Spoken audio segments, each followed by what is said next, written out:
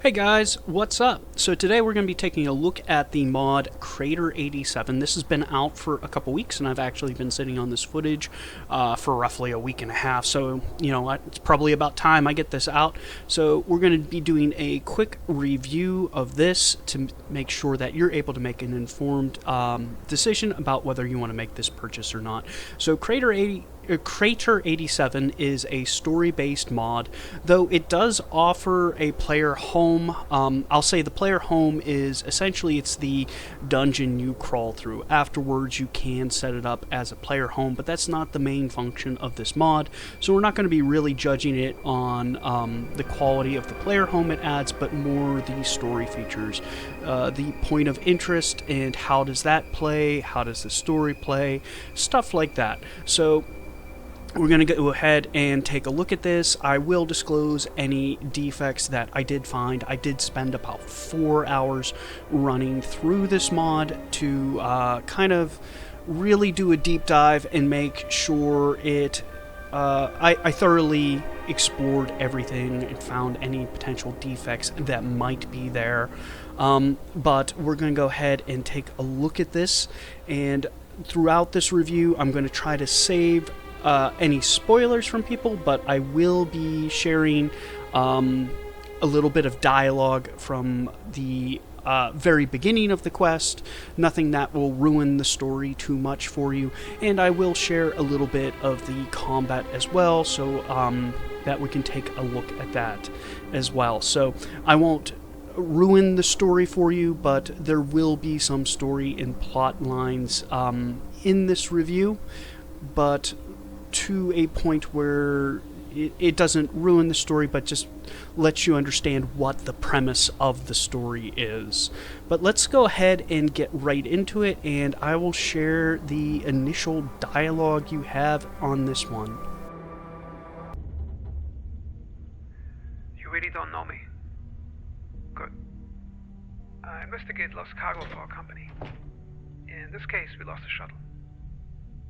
I need someone like you and your ship to find out what happened. Can you help?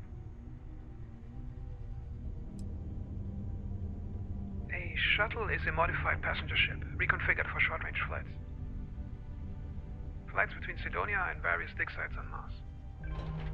With most of its furniture thrown out to increase passenger capacity.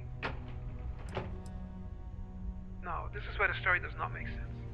The ship disappeared for weeks, only to reappear in a place where it should not be. So, the short version. Several weeks back, the shuttle left one of our crater sets. It should have appeared at Cydonia within 2 hours. However, it just disappeared. Now it is circling around Pluto in a decaying orbit. I need someone to fly me to the ship so I can investigate what happened. So there you have the basic premise. This is the man from Argos. He starts the quest. He can be found in the bottom of the residential section of Cydonia, across from the UC barracks there. One thing I do like about this, the mod author keeps the dialogue format very similar to how Bethesda does it in the game itself, where you have statements at the top of the dialogue with a bunch of questions to kind of explore the storyline a little bit further if you choose to do so. So this quest will lead you to investigate the shuttle outside of Pluto, and then eventually back to the crater site, which is Crater 87, the name of the mod itself. But let's go ahead and take a quick peek at another scene that I want to share. And I just want to point this one out is the mod author did do a really good job paying attention to the scenery of Cydonia and picking a very good spot to set up dialogue options there. So you're at a very scenic point in Cydonia where you can kind of take a nice overview look of the city itself, and it's a good piece of writing. So I just wanted to share this with you so you can kind of see like the level of detail that the author did go ahead and put into picking out where his NPC was going to be talking at, the scenery and the dialogue itself.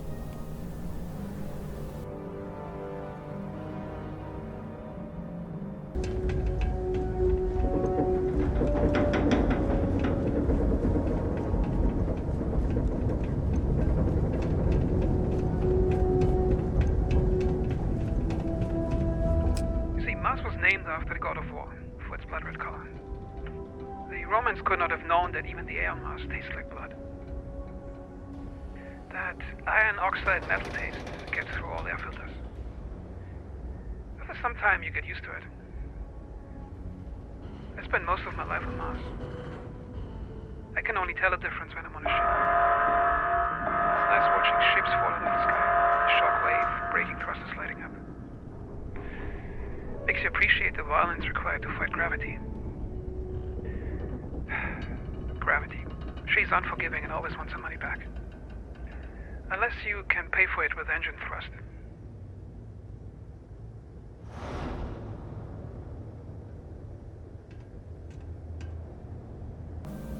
So that was a very nice piece of dialogue there. I didn't really further the story along, but it did help with the character development itself with this particular man, this man from Argos. I also did enjoy the fact that the author did go to that overhang that kind of just overhangs over Cydonia itself, which is kind of a nice little view. I don't know why Bethesda never took advantage of that view themselves, but up ahead, we're going to go ahead and take a look at the point of interest that Crater 87 primarily takes place at, and we'll take a look through there. So this is Crater 87 itself. I went ahead and explored the exterior of this point of interest for, probably about an hour or so walking around. And just wandering around itself, but I think it's an extremely detailed point of interest. I will say that this point of interest is entirely exterior, so there's no interior cell involved at all, so you're now never going to have a loading screen here. But one thing I did have happen to me is when you first get here, there's a little puzzle to open up the primary door. So it happened that my door opened without me solving the puzzle. I was able to get in. This was the only defect I found in this mod, by the way. And as far as defects go, this didn't really prohibit me from doing the quest or anything. I did have to go back and do the puzzle because after I cleared the whole point of interest, I came to a point where I could not proceed further without clearing this little room itself.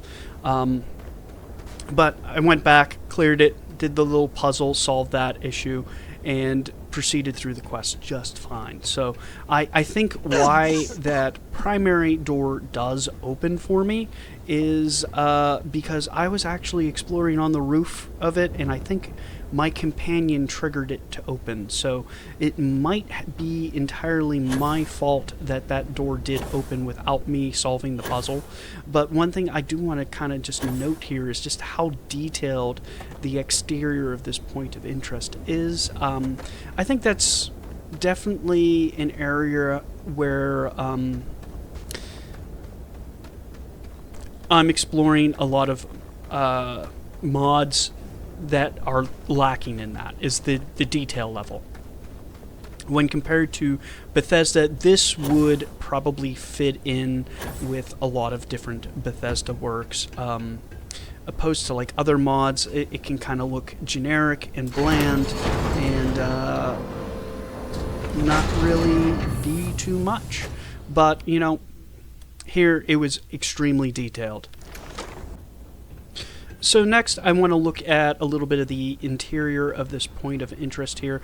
I just want to show that there is a sufficient amount of clutter in this point of interest to actually make it look like it's lived in, which is this kind of hard. Like, you don't come by a lot of this in the creations on Bethesda. Majority of the time, points of interest, they're rather bland, and the thing that they're lacking is that clutter, the detail. So this author, I can tell he spent a long time working on the clutter.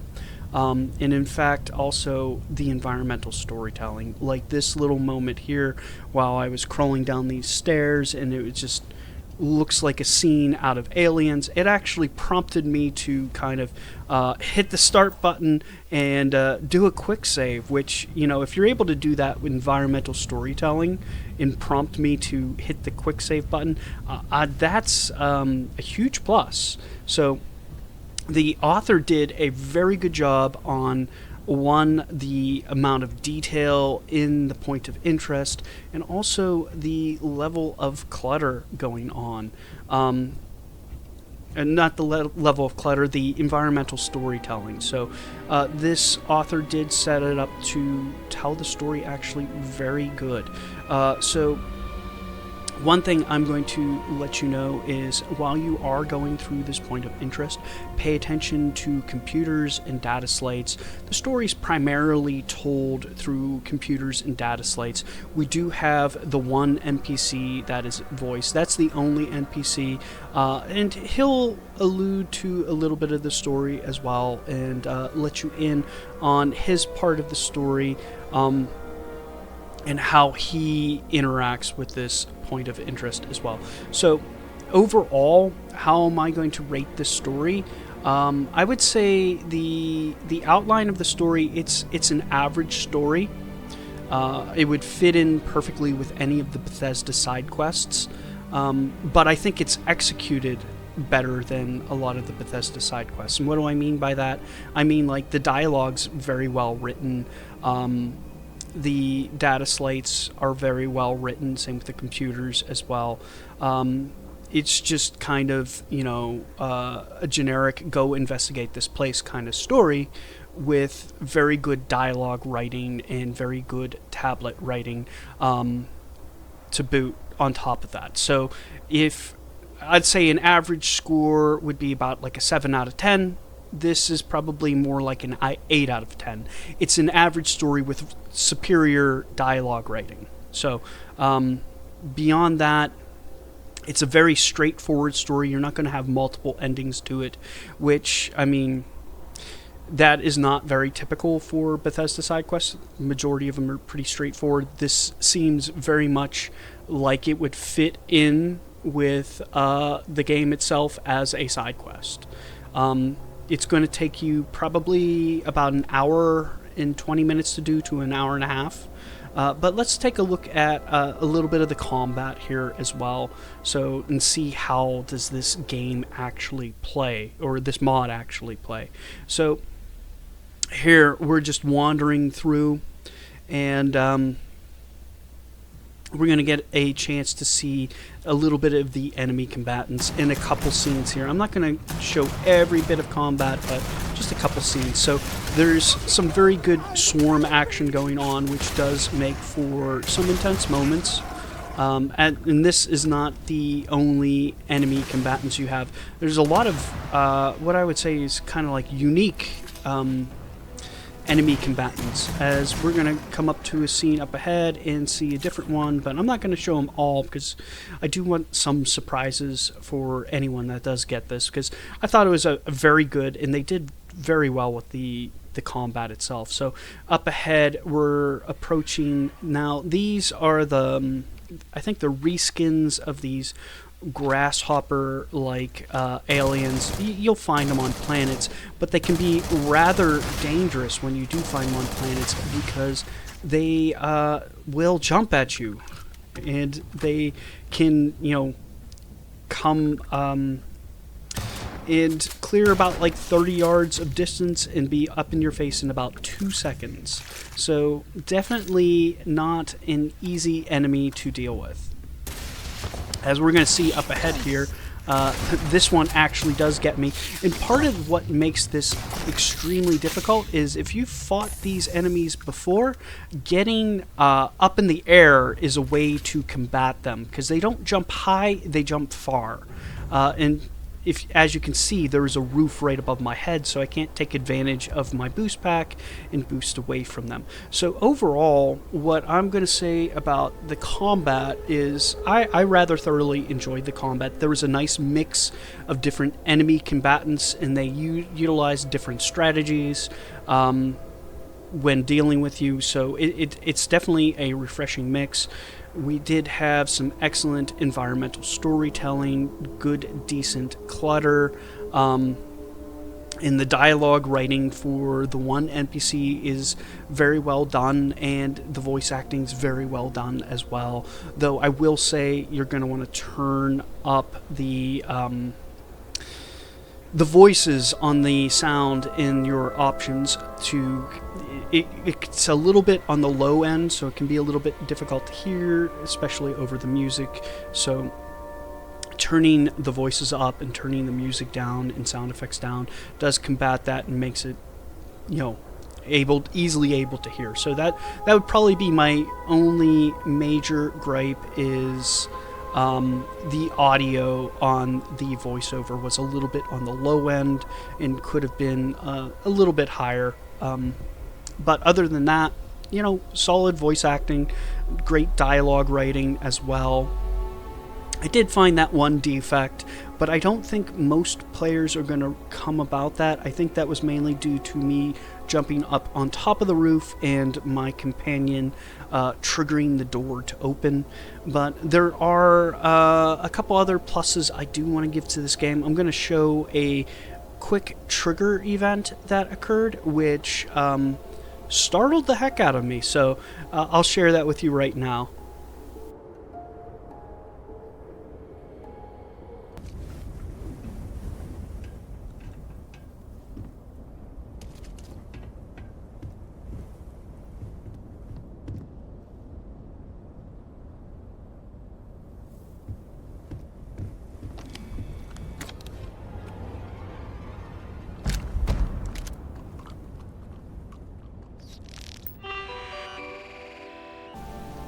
So that trigger event was, in my opinion, perfect. Right as the player approaches the desk, we get that violin trigger with the soundscape, and then also the creature kind of wandering around the corner there.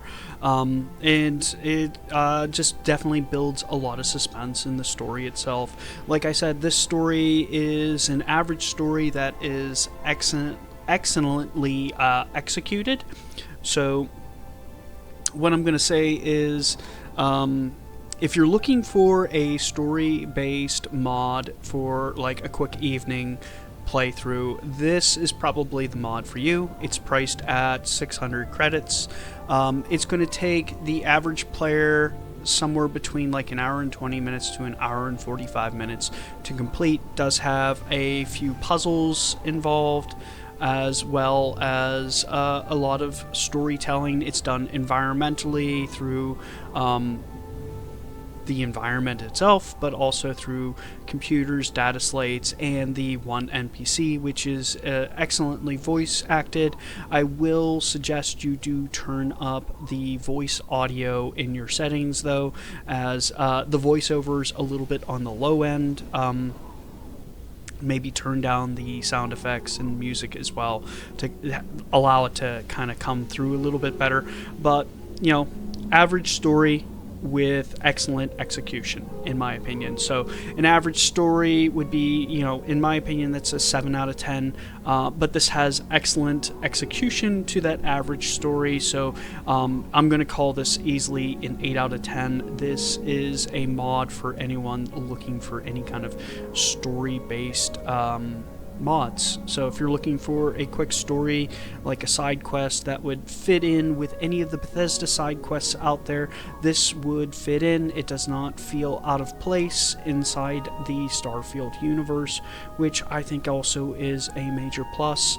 I can definitely tell that the point of interest was handcrafted, and the author spent a lot of time working on the point of interest itself, the placement of the enemy combatants, what types of enemy combatants. I can tell that everything was considered very well. So, like, the execution was done very well on this story. It's an average story, like, hey, go investigate this outpost that is, having some weird occurrences, and you stumble across some aliens. And now the execution of the story is, in my opinion, superior. A lot of good writing within the data slates and the computers, as well as the voiceover dialogue with the man from Argos, who is a nice, mysterious character that does leave you asking for more on who this person is. You do get that closure at the end, though, I will say that. So you will figure out who the man from Argos actually is by the end of this quest. But excellent story-based quest. So I'd highly suggest it for anyone looking for a story-based quest. Beyond that, plain Jane. I didn't find any or many defects. I found the one defect, but I think that was triggered by myself climbing on top of the roof. So I don't think most players would come across that defect at all.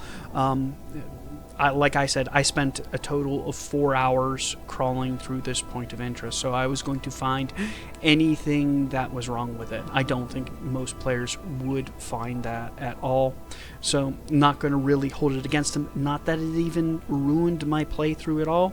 I kind of just went to the point where I couldn't go anymore, went back, did that little event, and then the quest continued as normal. So pretty solid mod in my opinion. But if you enjoyed this video, please give me a like and subscribe, and I do appreciate them. They help motivate me to make more content like this. I do plan on doing a lot more mod reviews.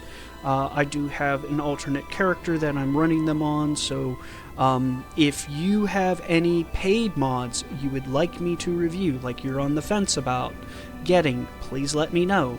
If it's something that you think might break your game, please let me know. I will test that out. I set up an alternate character to do this kind of specific testing, where I can go ahead and break stuff and not really worry about it too much. So if you have maybe a combination of mods, or like a paid mod you're on the fence about, you don't know if you want to get it, let me know in the comments. I know up next I do plan on doing a review of the Creation's Forgotten Realms. It adds 5 points of interest into the procedural generation, so that's next on the docket. But if you could add some comments and let me know what you want me to see me review, I will go ahead and do that and then post the video. But enjoy your evening, and have a nice one.